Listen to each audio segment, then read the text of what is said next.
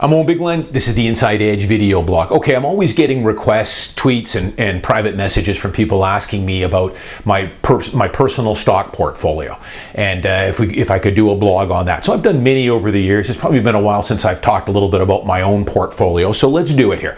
Now, first off, if you haven't bought my book, Along for the Ride, pay the $9, because in the back of this book, I've got my entire portfolio. I put it all out there for you guys.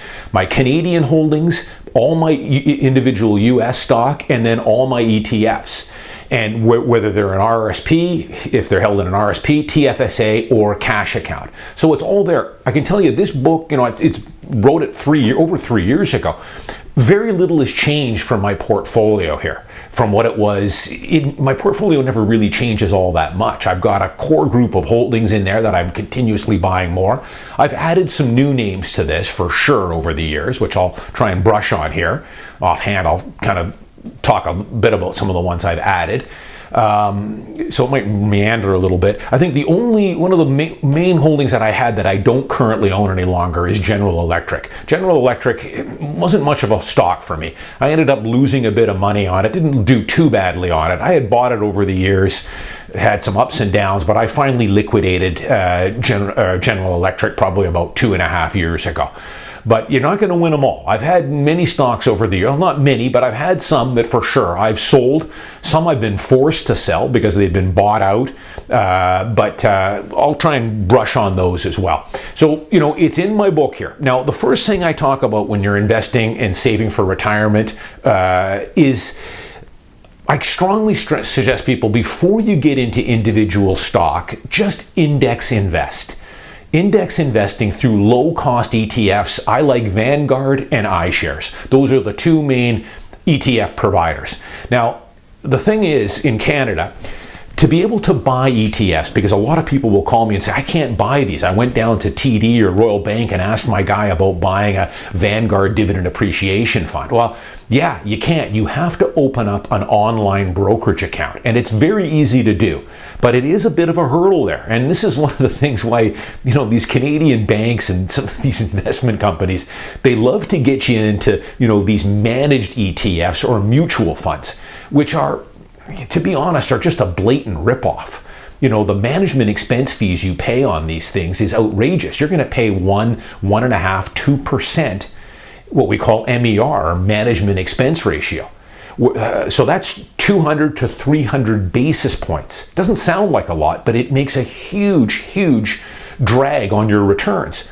Most of the Vanguard funds and the iShare Core Series funds are less than 10 basis points. They average between 6 and maybe 15 basis points compared to 300 with some of these managed mutual funds, as high as 300. So you've got to go down to TD or Royal Bank and open up an online brokerage account. I use both TD and Royal, but Scotiabank also has a good one. All the major banks have online brokerage accounts. From there, you set it up for free. You can then transfer your RSP into that brokerage account and start buying good low-cost ETFs. And that's the first step for everyone. Matter of fact, I'm going to say your first $250,000, your first $250,000 should just be in the index. And after that, if you've got an interest in individual stock and you want to get a little bit better yield, and you enjoy doing the research, because you've got to do your homework on it, then for sure you can buy some individual stock. But for the first $250,000, I think just buy the index. Some of the ones that I would suggest, XIC, which is the Canadian index. It's got, the Enbridges in there and the banks and the telcos. One of my favorite that I've often talked about is the Vanguard Dividend Appreciation Fund, or VIG, VIG. I also, just the S&P 500 or even the Dow 30 index. And keep in mind, I've talked about this many times, talking about it in my book.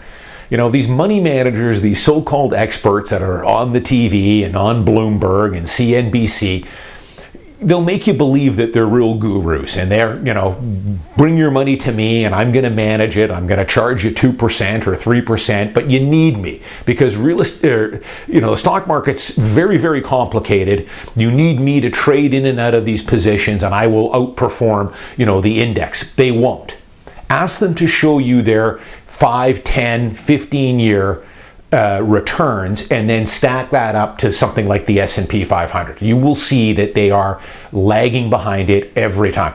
Something like only 15% of professional money managers, active money managers, and active mutual funds, 15% beat the index. And those that do just barely beat it. After you remove all the fees and everything, it's basically a wash. And over the long term, forget about it. They might get lucky for a year or two, but over 10, 15, 20 years, these professional money managers and people that are trading in and out will not beat the index. So why do it? Why spend all that time getting in or trading in and out of stock or paying someone a handsome fee to do it when all you got to do is put your money in the VIG, put your money in XIC, put your money in the S&P 500, buy it and forget it. Enjoy your life. Go make money. Start a side hustle. These guys are funny. There's been so many articles that, there's always these challenges out there, and they're always funny. Buffett was involved in one. He got involved with one with a professional money manager that challenged Buffett on $1 million bet that he could outperform the S&P 500 over 10 years. Buffett took him up on it in a heartbeat.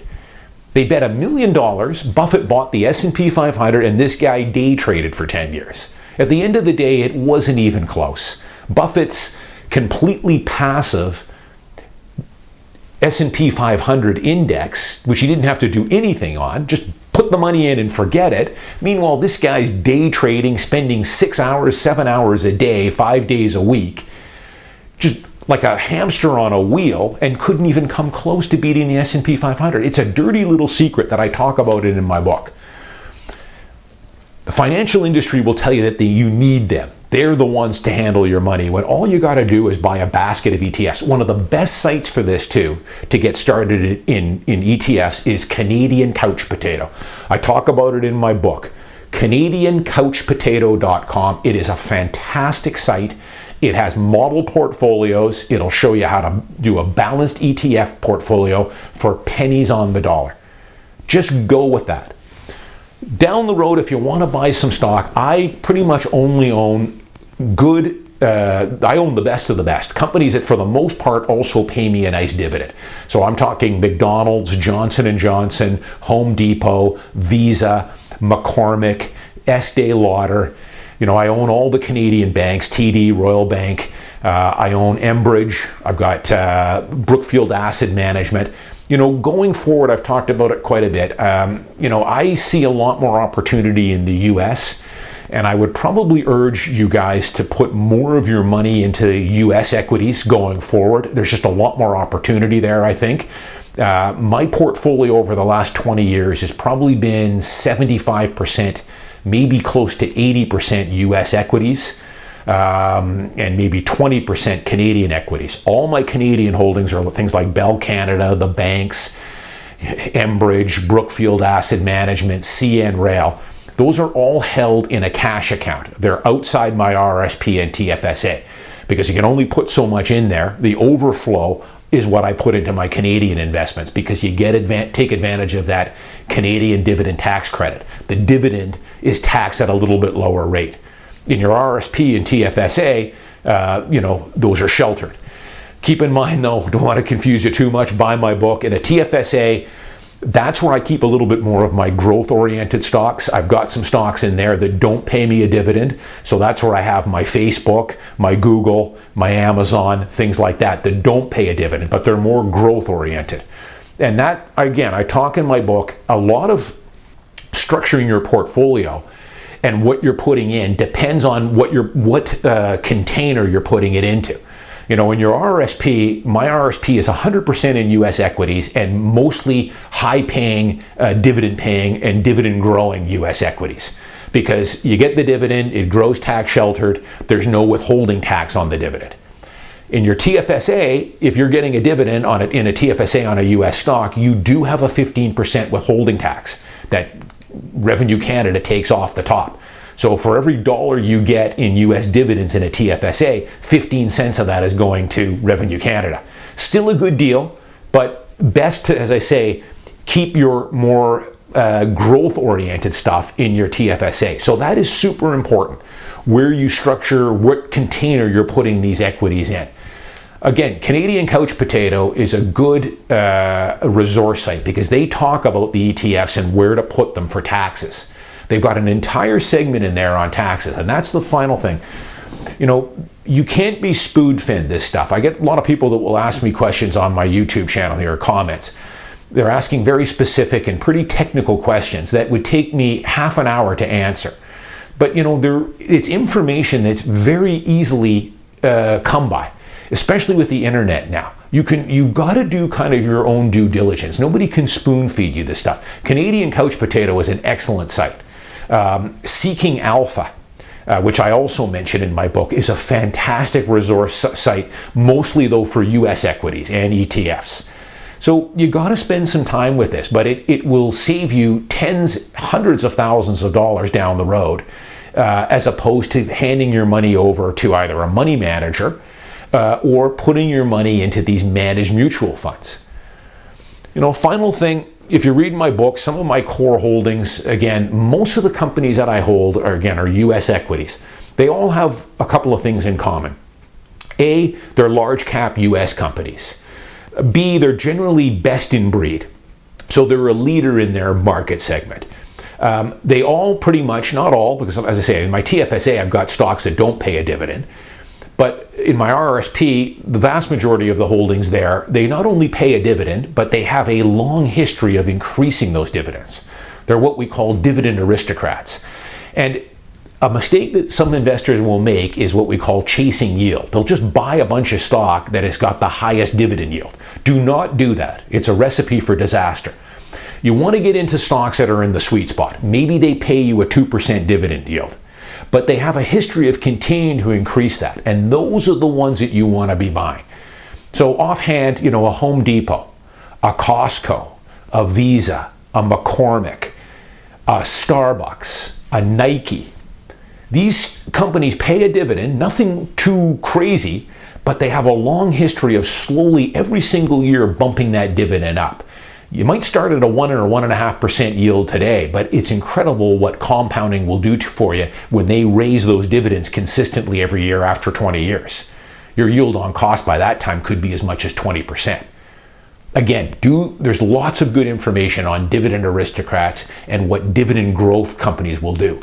But most of the companies I hold pay a decent dividend, but they have a long track history of raising it. Now, I do have some old stalwarts in there that have a higher yield, like an AT&T that's paying me 6.5%, or a Philip Morris that's paying me, I think, close to 7%. You know, those are great, high yield, but you're not going to get a whole lot of dividend growth on those. But it is a nice yield, and you don't get a whole lot of appreciation on those stocks either. The sweet spot is when you can get capital appreciation, a nice dividend, and they keep growing that dividend. That's where you want to be in the sweet spot.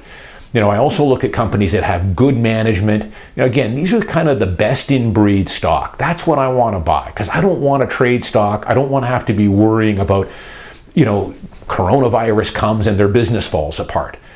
You know, I can tell you that not all, but the vast majority, 90% of my holdings here have held up very well during the corona crisis here. I've only had a couple of companies that have suspended dividends, and you should expect that when we have, you know, what's happened here recently. Disney, which is a big holding for me and a company that I love and I would recommend you buy, they've suspended their dividend for now, but they will reinstate it. Estee Lauder, which is another one of my favorite companies, I've owned it for over 10 years, they have also suspended their dividend.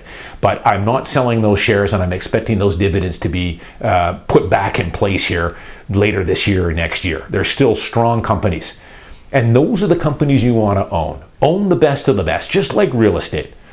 You know, I've pounded home here on my blog for many years, you know, buy the best. If you want to buy a one-bedroom condo in Vancouver, if your budget's $600 or $550K, we're probably going to have to go with a small studio. If you want a one-bedroom and den and your budget's $600, we're going to have to look outside Vancouver, because, or at least downtown. Might be able to get you something out in Collingwood. But at 600 and you need a full-size one bed with parking, you're just going to be buying someone else's trouble in that price range. You're going to need to move it up to something closer to 700. Then you can buy a good quality unit. You'd be much better off paying the extra 15%, as I've often said, and buy the best in breed, buy the best downtown. Your appreciation will be far better. If it's an investment property, it'll be a lot easier to rent and you'll get a better cap rate. It's the same thing with stocks. Buy the best. So you can pay the $9 or $10, buy my book. I've got my portfolio in the back there, and I've got it'll give you a good start. But again, before you start buying individual stocks, start with just index investing. Buy the S&P 500, buy the Vanguard Dividend Appreciation Fund, get some Canadian exposure, buy XIC, and then you could maybe throw a little bit of money into a good European ETF that covers all the rest of your bases there. It's going to cover Novartis and the Nestle's and that kind of thing. I'm Owen Bigland. As always, thanks for watching. I'll see you next week.